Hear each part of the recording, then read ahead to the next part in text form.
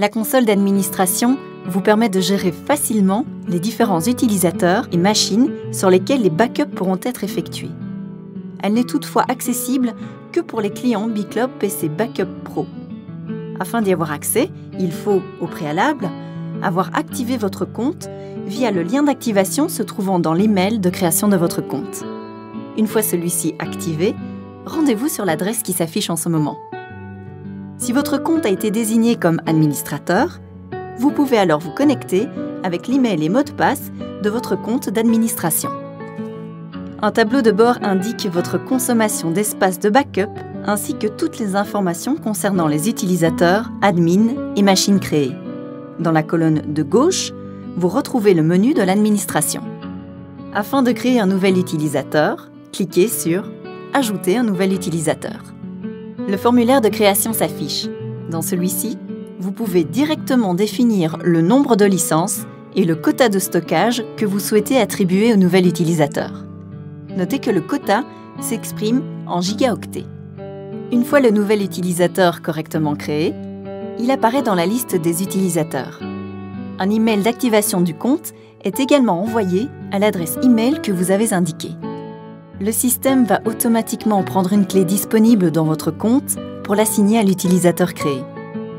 En cliquant sur « Affecter des clés », vous pouvez gérer facilement l'affectation de celle-ci à des utilisateurs spécifiques. À partir de cet écran, vous pouvez voir qui dispose de quelle clé et envoyer une clé à une adresse email spécifique. Le nouvel utilisateur lié à l'adresse email sera donc créé à la volée lorsque celui-ci installera l'application BiCloud Backup. Depuis l'interface d'administration, vous pouvez également définir la configuration de vos backups. Quels fichiers peuvent être enregistrés? Quand les backups doivent-ils être effectués? Très pratique, car le parc informatique est difficilement gérable machine par machine. Pour ce faire, il suffit de vous rendre dans la configuration du client. Dans la partie inférieure de l'écran, vous pouvez créer une nouvelle configuration en lui donnant un nom, en sélectionnant le type, serveur ou desktop, et en cliquant sur « Suivant ». L'écran de configuration apparaît. Il vous est non seulement possible de redéfinir les paramètres, mais aussi de les bloquer afin que l'utilisateur ne puisse plus les changer lui-même.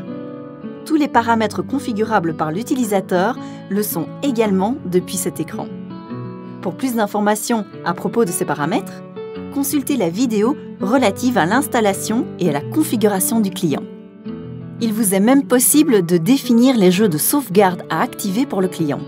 Pour ce faire, en fonction du système d'exploitation du client, cliquez sur « Jeux de sauvegarde Windows » ou sur « Jeux de sauvegarde Mac ». Vous pouvez ensuite activer, désactiver ou bloquer la sauvegarde de jeux de sauvegarde. Vous préférez peut-être créer votre propre jeu de sauvegarde? Pour ce faire, il vous suffit de cliquer sur « Créer un jeu de sauvegarde ». L'écran de création s'affiche. Vous pouvez non seulement définir le nom du jeu de sauvegarde, mais aussi le ou les emplacements à sauvegarder ainsi que les règles. Par exemple, tous les fichiers ayant l'extension doc et docs. Il est également possible de définir des règles d'exclusion pour vos fichiers en sélectionnant « Exclure » dans l'écran de création des critères. Une fois vos critères définis, n'oubliez pas de cliquer sur « Enregistrer les modifications ».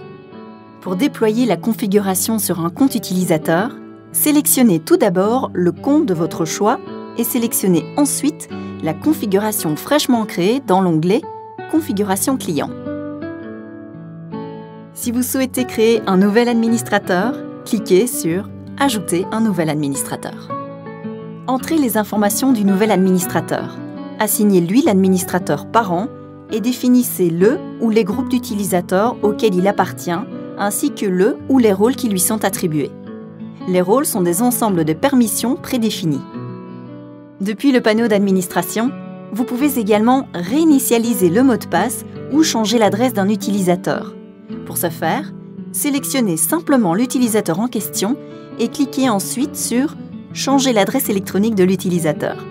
Un formulaire de modification de l'adresse s'affiche.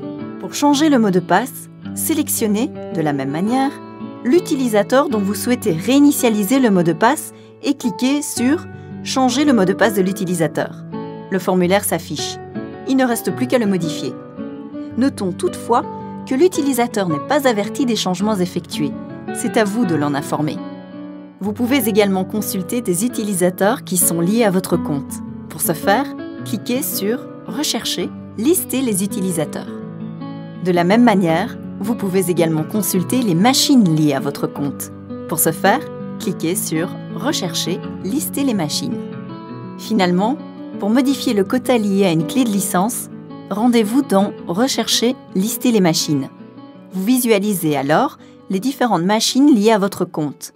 Dans la colonne « Quota », vous pouvez redéfinir le quota lié à celle-ci.